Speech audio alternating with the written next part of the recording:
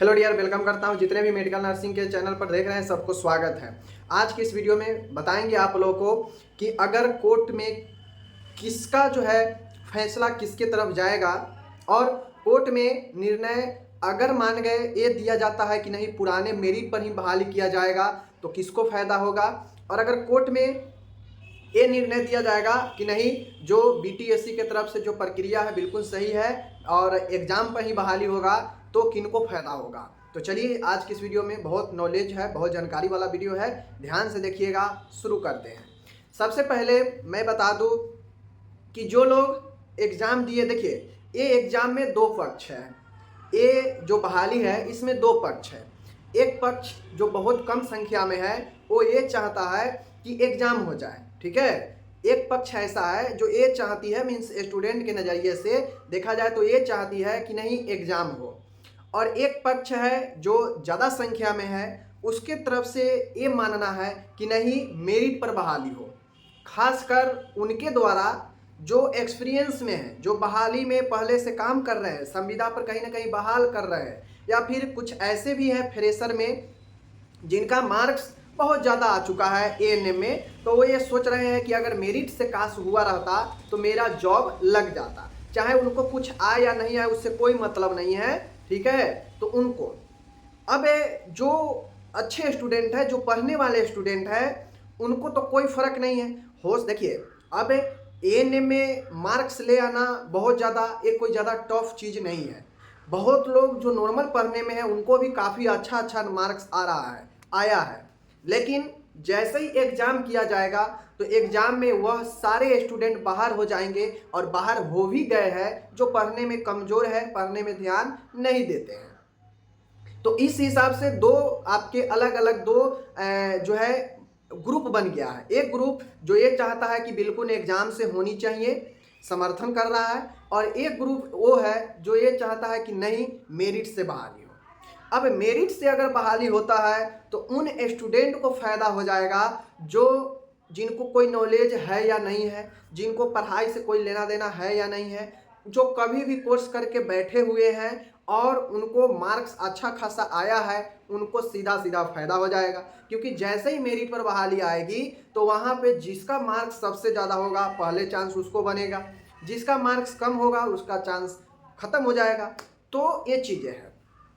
और रही बात अगर एग्जाम पर बहाली लेता है तो दो कंडीशन यहाँ पे ये उत्पन्न होता है कि जो एक्सपीरियंस वाले हैं, मान के 5 सालों से काम कर रहे हैं, पढ़ाई वढ़ाई छोड़ दिए हैं अपना, ठीक है, और उसके बाद वह सिर्फ अपना काम कर रहे हैं, काम का नॉलेज है, थियोरिकल नॉलेज उनके पास है नहीं, तो उनको दिक्कत लग रहा है कि मुझे जॉब नहीं होगा, तो इसलिए वो लोग विरोध कर रहे हैं।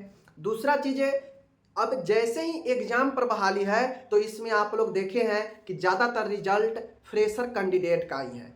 ज़्यादातर जो सीबीटी में पास हुए हैं वह फ्रेशर कैंडिडेट ही पास हुए हैं, क्योंकि फ्रेशर कैंडिडेट हाल में 1-2 साल 3 साल पहले पास किए हैं, वह भी कहीं जॉब नहीं कर रहे, वो अपना पढ़ाई पर फोकस कर रहे थे। तो ये कारण है कि उनका रिजल्ट ज़्यादा है। और जो एक्सपीरियंस वाले हैं, हायर डिग्री वाले हैं, वो लोग अपना पढ़ाई कर कहीं ना कहीं जॉब कर रहे थे या बैठ चुके थे, छोड़ चुके थे कि जब बहाली आएगी तो मेरिट पर आएगी, भरेंगे, हो जाएगा, पढ़ नहीं रहे थे। तो इस हिसाब से जो है उनको दिक्कत है।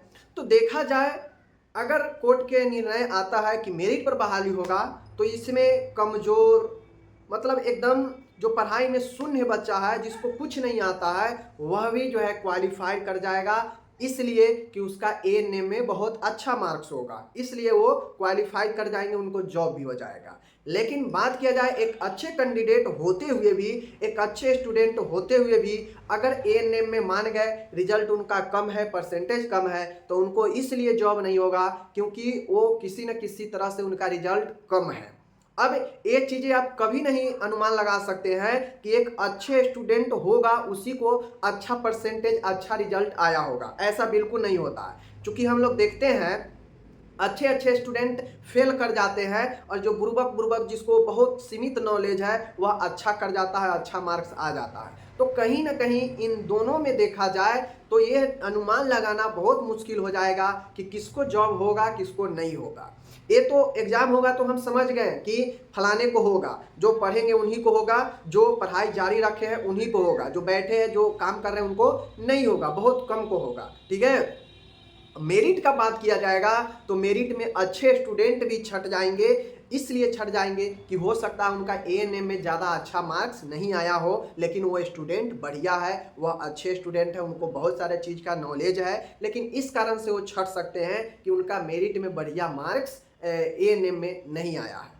क्योंकि हम देखते हैं बिहार में जो सिस्टम है एएनएम जीएनएम का, धड़ेले से एग्जाम होता है, जो सेंटर 2-4 सेंटर पर टोटल बिहार का एग्जाम हो जाता है, जो मन है वैसे छाप के लिखिए, कोई दिक्कत नहीं है। तो ऐसे में जो नॉर्मल स्टूडेंट होते हैं और जो अच्छे स्टूडेंट होते हैं सबके मार्क्स लगभग इक्वल आ जाता है। तो उस कंडीशन में जब मेरिट पर बहाली के लिए ऑर्डर दिया जाएगा तो समझ लीजिए कि जो अच्छे पढ़ने वाले स्टूडेंट होंगे और उनका मार्क्स अगर कम है तो फिर उनको होना मुश्किल हो जाएगा।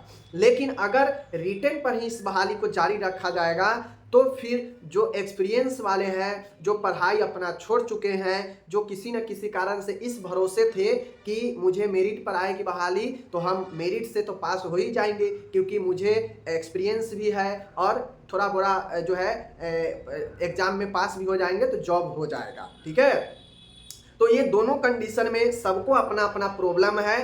बाकी एग्ज़ाम जो है उसी कैंडिडेट को एग्ज़ाम में फाइट हो पाता है जो पढ़ाई जारी रखा है, जो अच्छे स्टूडेंट है, जो ANM first year second year में बढ़िया से पढ़े हुए हैं, उन्हीं को एग्ज़ाम निकलता है। जो भगवान भरोसे कॉलेज भरोसे एएनएम पास किए हैं तो उनको कहाँ से जो है रिटन एग्जाम निकलेगा, तो वो लोग तो विरोध करेंगे ही करेंगे। तो ये सारा कंडीशन है, जो सिचुएशन आपका कोर्ट तक पहुंच चुका है। अब कोर्ट में क्या ऑर्डर आता है देखने वाली बात है। जैसे ही कुछ ऑर्डर आएगा हम उस पर डिस्कस करेंगे। मिलेंगे अगले वीडियो में।